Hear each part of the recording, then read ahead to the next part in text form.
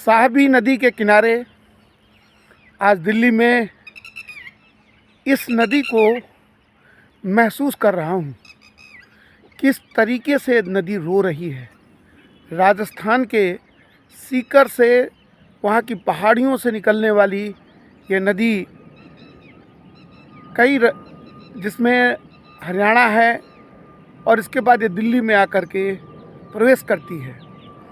और ये नदी बहुत सुंदर और अविरल नदी थी, साहिबी नदी। और इस नदी को आज़ादी के 70 सालों बाद आज ये द्वारका में, जहाँ में कॉलोनियाँ बनी हैं, हज़ारों दिल्ली के नाले लगने के बाद ये साहिबा नदी मर गई है, जो यमुना में मिलती है। दिल्ली में बड़ी चर्चा है, ज़बरदस्त चर्चा है भ्रष्टाचार की। और निश्चित तौर पे वो भ्रष्टाचार जिसने बच्चों के जीवन और सपनों को, युवाओं को मार दिया है, 70 साल का वो भ्रष्टाचार आर्थिक है, लेकिन सबसे बड़ा भ्रष्टाचार सांसों का है। दिल्ली में लोग अब सांसों के लिए तरस रहे हैं। दिल्ली वासियों का कहना, आज मैं सवेरे सवेरे घूमने जब निकला, ज़बरदस्त धुंध है। अरावली की जो पहाड़ियाँ थीं, उनमें कितना दोहन हुआ, जिसका परिणाम था कि ये साहिबा नदी को, जो इसकी अविरल जल स्रोत थे, वो धीरे धीरे कम होते गए। राजस्थान के जयपुर से निकलने के बाद हरियाणा होते हुए, जब गुरुग्राम होते हुए जब ये दिल्ली में आती है साहिबी नदी, तब यहाँ इसके ऊपर हज़ारों नाले लग जाते हैं। इसके जो अपने जल स्रोत हैं, वो पूरे के पूरे उन नालों के कारण वो भी उसी में दफन हो जाते हैं। आर्थिक भ्रष्टाचार से बड़ा भ्रष्टाचार है प्रकृति का। और ये जो हमारी दिल्ली के अंदर जो शपथ खाते हैं लोग, चाहे जिस दल के हों, राजनीतिक दल, आज जब घूम रहा था तो कई लोगों ने चाय की दुकानों में कहा कि यहाँ पर इतने इतने करोड़ रुपए दे करके टिकट बांटे जा रहे हैं।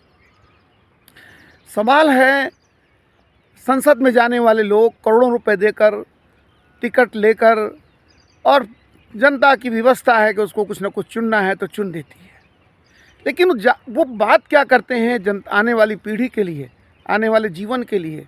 हमने जिस तरीके से मार दिया है नदियों को, तो साहिबा नदी का जो हाल है, इसमें 2022 में ये तय हुआ था इसको पुनर्जीवित किया जाएगा, लेकिन ये आज तक इसको पुनर्जीवन के लिए संसद के अंदर न कोई आवाज़ है, पॉलिटिशियंस में कोई आवाज़ भी नहीं है। और आप देखेंगे जितने राजनीतिक दल हैं, ये सारे राजनीतिक दल आर्थिक भ्रष्टाचार की तो बात कर रहे हैं, लेकिन नदियों में जो भ्रष्टाचार हुआ है, नदी के अंदर जो भ्रष्टाचार दिख रहा है, कितना पैसा खर्चा होने के बाद न समाज बदल सका, न सरकारों की आदतें बदल सकीं। और जिस तरह विकास की अवधारणा को लेकर के सरकारें चल रही हैं, मुझे नहीं मालूम कि वो विकास की अवधारणा क्या इस जीवन को, ये संसार में जो जीवन दिख रहा है, ये प्रकृति को ये बचा पाएगी, नहीं बचा पाएगी। तो इन चुनावों का क्या मतलब है? सोचना पड़ेगा, बात करना पड़ेगा। जनता की तरफ से भी सवाल नहीं है, क्योंकि हम अगर देखेंगे सारे सवाल जनता के दूसरे तरीके से हैं। जनता भी चाहती है कि इस विकास के अंधी दौड़ में हमें सुविधाएं मिलती जाएं, लेकिन हम सेक्रीफाइस करने को तैयार नहीं है। नदियों पर बात करने के लिए जनता तैयार नहीं है। नदियों पर बात जिनको करना चाहिए, जिनके गहने नदियाँ और जंगल हैं, वो संत ऋषि भी तैयार कर नहीं है जो वर्तमान में है। पहले संत ऋषि तो नदियों के साथ जो व्यवहार करते थे, उच्च कोटि का था, वो नदियों के साथ उनके सद्व्यवहार थे।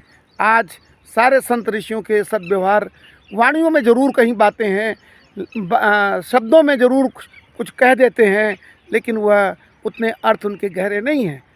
तो समझना पड़ेगा कि किस जीवन की बात कर रहे हैं, किस भ्रष्टाचार की बात कर रहे हैं। नदियों में भ्रष्टाचार जो है, जल में भ्रष्टाचार जो है, क्या इस पर हम बात कर रहे हैं? चुनावी मुद्दा बनाइए, आगे बढ़िए। साहिबा नदी जैसे मरी है, वैसे मेरी चित्रकूट की पैसुनी और सरयू धारा भी मर गई है, मंदाकिनी मरने के करीब है, चित्रकूट का अस्तित्व खत्म होने के करीब है। दिल्ली का अस्तित्व तो यहाँ पैसे वाले रहते हैं, लेकिन वहाँ तो आदिवासी रहते हैं, वनवासी रहते हैं। और वो हमारी नदी जो पेयजल नदी थी, वो पेयजल नदी को पूरी तरह मार दिया गया है और बांधों को और चेकडैमों को उसमें निर्मित कर करके। तो धन्यवाद। इसी के साथ इस नदी के विषय को आपके सामने रखता हूँ। मुद्दा बनाइए, चुनाव का मुद्दा बनाइए। जय भारत माता की।